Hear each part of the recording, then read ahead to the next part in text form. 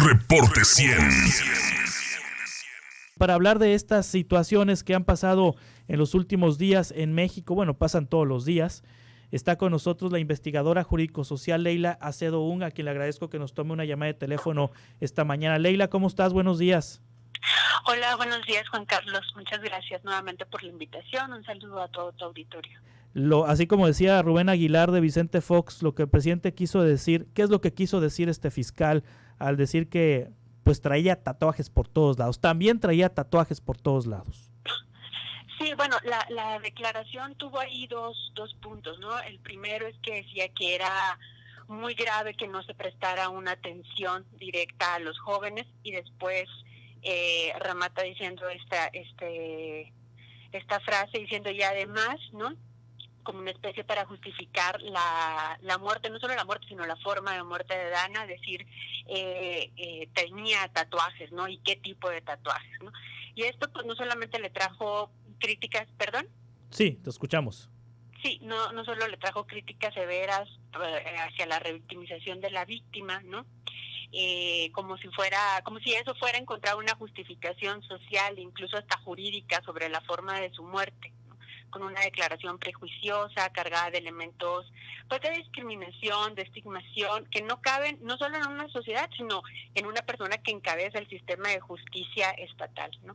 Sí, eso pronunció el fiscal de justicia del estado. ¿Y qué se sabe de Dana? ¿Quién era Dana, Leila Acedo?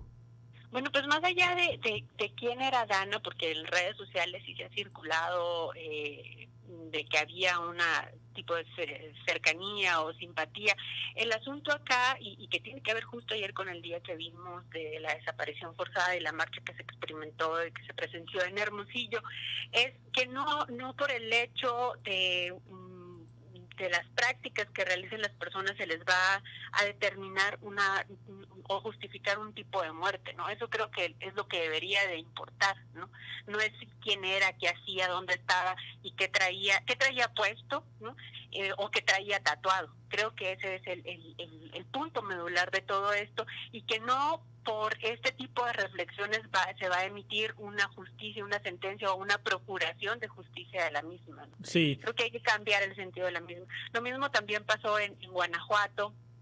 No, o sea, esta semana ha habido una serie de eventos que a lo mejor no han tenido como la repercusión, pero que yo creo que han dado cuenta de en dónde se quedó el Estado o el proceso político de México en marzo, antes de la pandemia. Si tú recuerdas, días antes de la pandemia hubo una marcha muy importante en México, después estuvo el Día Sin Nosotras, para evidenciar precisamente no solo el incremento de la violencia hacia las mujeres, sino también de la invisibilización de nuestros trabajos, ¿no?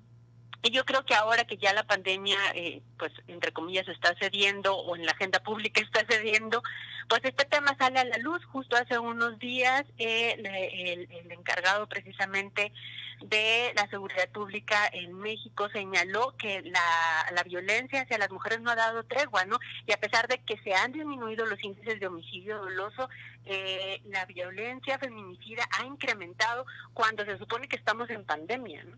Y eso da cuenta precisamente de que a pesar de todo este tiempo supuestamente en pausa, pues la violencia hacia las mujeres sigue ejerciéndose. Y esta semana vimos 3 casos, de estas 2 semanas, porque el de Ana fue un poco ya la semana antepasada, pues vimos casos que lo reafirman, ¿no? Como también fue la represión que experimentaron las jóvenes en León, Guanajuato, precisamente porque se estaban manifestando en contra de la violencia sexual que ejercieron unos policías contra una joven, que estaban pidiendo precisamente justicia para Evelyn, ¿no? Entonces, la forma de reprimir del Estado, la forma de entablar, digamos, la relación del Estado ante este tipo de manifestaciones legítimas, pues fue reprimirlas, y no solo reprimirlas por medio del uso de la violencia física, sino también de la violencia sexual, que era precisamente el motivo de esa manifestación, ¿no? Sí. Hubo detenciones arbitrarias, no solamente a las jóvenes, sino también a periodistas mujeres que estaban cubriendo la marcha, persecución extraoficial a las manifestantes, ¿no? Con intimidaciones en redes sociales o de forma física, cosa que también se ha repetido en otras entidades, incluso Sonora, pero esta es la primera vez que se alcanza a hacer también en la Ciudad de México también había habido repercusiones de violencia física hacia las mujeres, pero no con el detonante de la violencia sexual, ¿no? Tenemos que recordar que León, Guanajuato, precisamente no solo está en una de las entidades más conservadoras del país, sino es un municipio que tiene los índices más altos de violencia sexual, ¿no? Y bueno, lo que está de fondo es muy interesante porque no solamente se violenta el derecho a la manifestación de las mujeres, ¿no?, ante un basta, sino que también se vuelve a poner en el centro de la discusión los instrumentos de control ejercidos por el Estado hacia las mujeres, como es el uso y la disposición de su cuerpo, ¿no? Es una forma de ejercicio de control de la sociedad entera, tanto de los hombres como de los órganos policíacos, sobre el control y disuasión de la participación de las mujeres por medio de la violencia sexual. Es decir, no solo te reprimo, sino que te dejo claro que puedo disponer de ti y de tu cuerpo. Eso es una cuestión sumamente interesante que se está dejando apreciar. Sí, fue el sábado 22 de agosto que al finalizar una marcha organizada para protestar contra el acoso sexual que sufrió Elelín por parte de la policía, 22 mujeres, entre ellas menores de edad, fueron detenidas y golpeadas por la policía. 4 reporteras también fueron agredidas, unas golpeadas, jaloneadas, esposadas, y también se intentó obstruir su labor periodística. Pues, ¿qué pasaba por la cabeza de estas personas que detuvieron? ¿Cuál fue el motivo? O sea, ¿qué justificó la autoridad en León, Guanajuato, para tomar esta decisión de detener y golpear a estas mujeres? Bueno, no solamente es que los aparatos gubernamentales no están preparados, digamos, para recibir o para interactuar con este tipo de manifestaciones, ¿no? También lo hemos visto en Sonora, ya lo hemos platicado aquí contigo, no hay protocolos especiales, sino que también se aprovecha para dar un mensaje, ¿no? Y el mensaje es de disuasión, de decir, tú sales, tú te enfrentas, pues yo te violento. El doble, no solo te revictimizo y revictimizo a las personas que denuncian, sino abuso de ti, porque hubo abuso sexual. Y eso es lo impactante, ¿no? Ese es el mensaje. Claro, o sea, la práctica más bien, el objetivo lo que tiene es dejar un mensaje claro en la sociedad, particularmente en las jóvenes manifestantes, de que hay una represión y hay un castigo ante pues sus expresiones, ¿no? Y la expresión no es solo te detengo, nada más porque te estás manifestando. Si te fijas, no hubo casos de agresiones, ni siquiera a nada, ¿no? Solo están los videos ahí donde las mujeres están manifestando y de repente llega el cuerpo policíaco, ¿no? Y las ataca. Fue un ataque frontal, ¿no?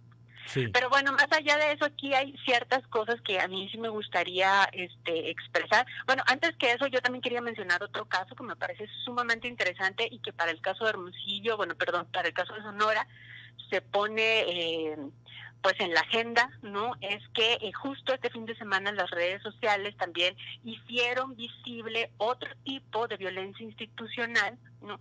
Cuando una joven fue víctima de pues prácticas de violencia de su exmarido, quien circuló en redes sociales una serie de fotos desnudas, ¿no? Ejerciendo sobre ella pues violencia digital. La mujer había denunciado varias veces al exmarido por violencia y pues no recibió ni atención oportuna por parte de la fiscalía ni atención inmediata acerca de la violencia digital, ¿no? Pues ya habíamos platicado aquí cuáles son las vías. Entonces, esta falta de sanción hacia la violencia digital, ante esta falta, las redes sociales lo que hicieron fue como una especie de cobijo social y de sororidad hacia la víctima. Circularon una leyenda muy interesante con el hashtag de no son mis fotos, ¿no?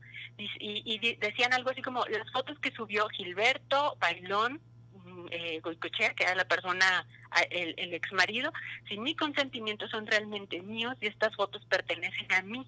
gracias por circularlas, pero dejen de mentir, compañeras, y de dar la cara por mí.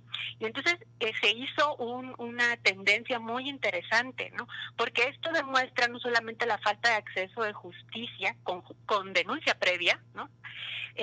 Sino que también la población, tanto en redes sociales como en las calles, está evidenciando una ausencia de autoridad, una violación institucional, una revictimización a las víctimas, ¿no? Que no han sido apoyadas o que justo los victimarios no han sido sancionados, y que entonces la ciudadanía está buscando no solamente formas de evidenciar la injusticia, sino también de hacer justicia por su propia mano, ¿no? Circulando el nombre y las fotos del agresor.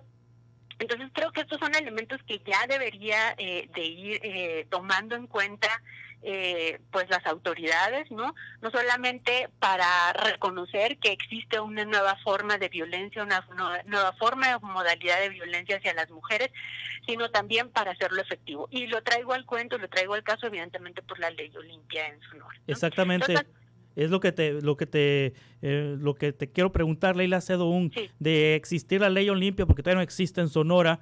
¿Qué alternativas tendría esta mujer que fue exhibida por su expareja, a través de la divulgación de imágenes íntimas de ella? Pues ese es el asunto, ¿no? Digo, este caso no fue en Sonora, pero si hubiese sido así, ese es el asunto. Y fue lo mismo que pasó Olimpia Corral, ¿no? Cuando llega y denuncia, le dice, pues es que ninguna de estas elementos que te están violentando se circunscriben en un tipo penal que podamos nosotros ejercer para poder sancionar a esta persona.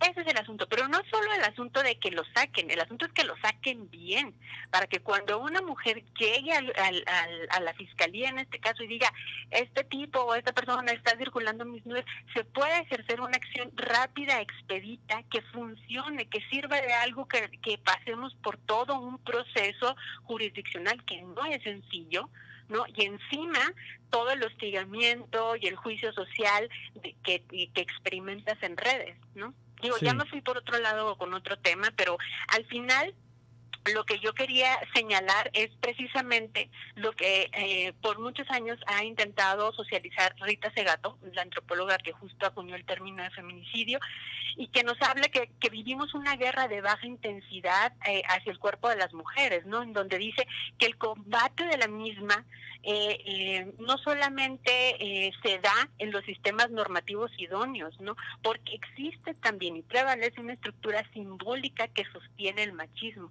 y que se da y se expresa desde los legisladores que no entienden, no quieren entender, no, que no sirve de nada hacer como que legislan, pero en el juzgado pues no sirve de nada, ¿no? Hasta los ministerios públicos que no integran bien las carpetas o que dicen es que los elementos que aprobó el legislador no me sirven para poder acreditar que hubo violencia, ¿no? O hasta los jueces que no emiten una sanción efectiva, o hasta el ejercicio, digamos, de esa sentencia, ¿no? Es decir, hay una estructura simbólica de resistencia más allá de la normativa y que está fincada en las prácticas, ejercicios o en las resoluciones que tiene en los diferentes agentes del Estado, más allá de las leyes, ¿no? Sí. Y que lo pueden ejercer por medio de violencia sexual, por medio de omisión al momento de pedir que se castigue a alguien, o en la omisión de hacer o aprobar una reforma idónea. Sí, aquí tengo justamente el audio de esta mujer que visibilizó esta situación en donde su expareja hizo públicas las imágenes. Voy a retomar el audio que subió en redes sociales y que provocó que miles de mujeres tuitearan diciendo que esas fotos eran suyas también. A ver, vamos a escuchar. ¿Qué me sucedió? Mi ex Gilberto Israel Bailón Huicochea, como siempre, pues, si no estoy con él, trata de estarme afectando de una u otra manera. El día de ayer subí unas fotos donde trabajaba y otra que yo le había mandado cuando estábamos casados. Le mando a mi mamá, le mando a mi papá, él puso que según me iba a matar. O sea, siempre han sido amenazas constantes de él. Lo tengo demandado. No hace nada porque sus papás le tapan diciendo que no vive ahí. Yo con muchos de ustedes ya han de haber visto las fotos. Entonces, me siento mal de la manera de que no sé ni cómo decirles la forma en que yo me siento, no porque me ofendan ni nada, porque siempre lo hizo, por eso está demandado. Sino que también mucha gente se pone a comentar y conózcanlo, los invito a que lo conozcan, los invito a que estén realmente y sepan realmente cómo fueron las cosas antes de hablar o de opinar. Muchos amigos de él se alejaron de él porque saben cómo es él. No miento, aquí están todas mis demandas, donde sale, donde... Bueno, es parte de lo que esta mujer subió a sus redes sociales y provocó una reacción enorme en donde muchos usuarios y usuarias de redes sociales tuitearon con el hashtag son mis fotos, y en Facebook y en las redes sociales. Esto es lo que justamente nos comentabas, Sí, Leila Acedo Ung. Y sabes también que fue muy interesante en esta ocasión, que yo encontré muchas reflexiones por parte de los hombres en donde decía no son mis fotos, o sea, con este hashtag, pero también decían yo no comparto, yo no tolero, yo no miro, etcétera, ¿no? Como también haciendo una reflexión empática, ¿no? De diciendo qué hago cuando me llegan los nudes a mi teléfono celular, ¿no? Que eso también hay que ponerlo en la discusión, ¿no? También las personas que consumen, que circulan, cómo reaccionar ante estas situaciones, ¿no? Y que me pareció también un tema muy interesante. Pero, bueno, volviendo hacia donde íbamos nosotros, nada más para señalar que pese a que ya existe una legislación a nivel federal, digamos, que claro, tiene que sufrir las armonizaciones correspondientes en las entidades, como en el caso de Sonora, esta chica no ha podido hacer efectivo pues su derecho, ¿no? Ahí están las denuncias y tiene que recurrir a redes sociales para decir basta, ¿no? Y para hacer la catarsis también pues de su revictimización, de sus violencias, ¿no? Es decir, no basta tener reformas que en apariencia beneficien los derechos de las mujeres si en la práctica es imposible hacerlos efectivos, porque nos topamos con elementos o inoperantes en los juzgados, fiscalías o con resistencias en los servidores públicos para hacerlas efectivas, ¿no? Y resistencias que tienen una infinidad de justificaciones atrás, ¿no? Desde una falta de presupuesto para atender a todos los casos, hasta las resistencias que tienen los propios servidores públicos para atender este tipo de situaciones, porque lo primero que dicen cuando una presenta este tipo de denuncias es, pues, ¿para qué circulas tus fotos?, ¿no? Cuando ya hemos hablado también acá que la práctica del sexting, que en Sonora está mal configurado, pues inhibe también y violenta esta cuestión de la intimidad, ¿no? Del derecho a la intimidad sexual que tenemos tanto hombres como mujeres, y que no queda claro en la especificación que se está ahora pues en la mesa de debate del Congreso del Estado de Sonora. Muy bien, Leila Acedo, te agradezco mucho tu participación esta mañana con nosotros, como contrario, siempre. Muchas gracias a ti y un saludo a todo tu auditorio, estamos pendientes. Gracias, Hasta Leila, luego. como siempre. Bye. Reporte 100.